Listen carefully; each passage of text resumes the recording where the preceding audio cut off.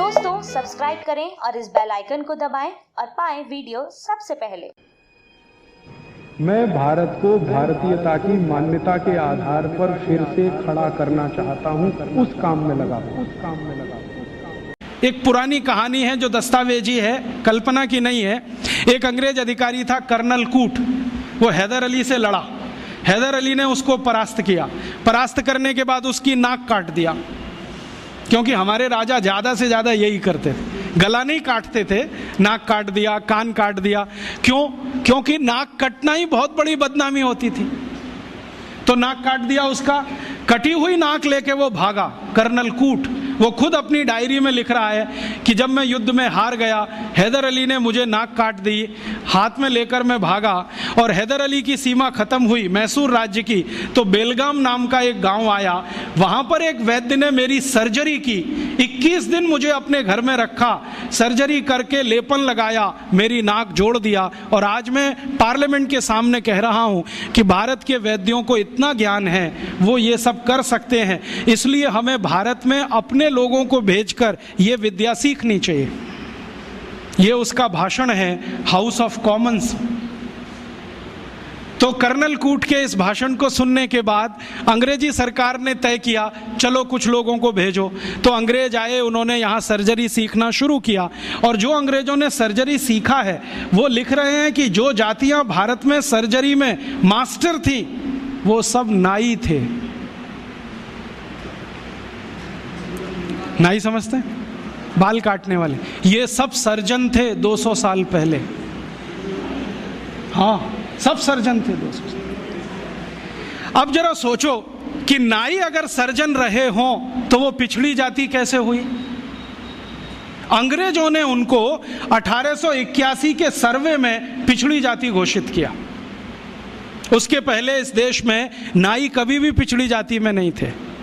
1881 में सेंसस हुआ सबसे पहला, और आज तक वो चल रहा है, हर 10 साल में होता है जनसंख्या का गणना। अंग्रेजों ने पहली गणना में नाइयों को पिछड़ा वर्ग में डाल दिया। और एक अंग्रेज कहता है कि ये अच्छा ही है, क्योंकि ये विद्या में इतने ऊंचे हैं, अगर इनको नीचे नहीं लाओगे ये गुलामी कभी स्वीकार नहीं करेंगे। और आज हमारी सरकार भी उनको पिछड़ा ही कहती है। उनके हाथ में इतना हुनर है, उंगलियों में इतनी फ्लेक्सिबिलिटी है। वो आप देखते हैं ना, बाल काटते समय वो गर्दन भी काट सकते हैं, सोचो ना। और इतनी सफाई से उस तरह चलाते हैं, उस तरह से वो किसी ट्यूमर को भी काट के निकाल सकते हैं। ये सब बहुत बड़े सर्जन रहे। और आज से 200 साल पहले के दस्तावेज बताते हैं कि कांगड़ा और उसके आसपास, कुर्ग और उसके आसपास, मैसूर और उसके आसपास जितने सर्जरी सिखाने वाले केंद्र थे, उन सबके आचार्य नाई ही थे जातियों। ये सब सर्जन थे। और इन्होंने जो सर्जरी सिखाई है वो हिंदुस्तान के गांव-गांव फैलाई। फिर अंग्रेजों ने क्या किया, ये जो सर्जरी सिखाने वाले केंद्र थे, इन सबको गैर कानूनी घोषित कर दिया। एक कानून बनाया जिसका दुर्भाग्य से नाम है इंडियन एजुकेशन एक्ट। उसमें इंडियन कुछ भी नहीं है, नाम उसका इंडियन एजुकेशन एक्ट। उस कानून में उन्होंने ये तय किया कि भारतीय विद्याओं को सिखाने वाले जितने भी केंद्र हैं वो सब गैर कानूनी हैं। तो उन पे ताले डलवाए गए, नहीं डाले तो मरवाया गया, उनको आग लगवाई गई, कितने लोगों को जिंदा जला दिया। वो कहानी सुने तो आपकी आंखों से आंसू निकल आए।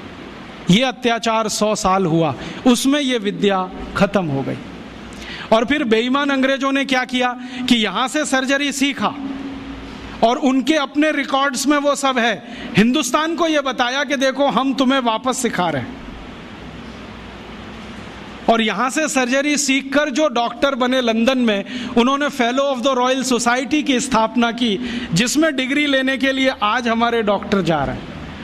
और उस प्रमाण पत्र को लाके दरवाजे पे बड़ा टांगते हैं। मैं देखो FRS, उसमें शहद लगा के चाटो तो विटामिन C भी ना मिले।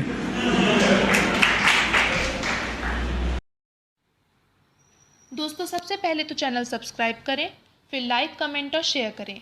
और हाँ, हमारा एंड्रॉयड ऐप डाउनलोड करना ना भूलें।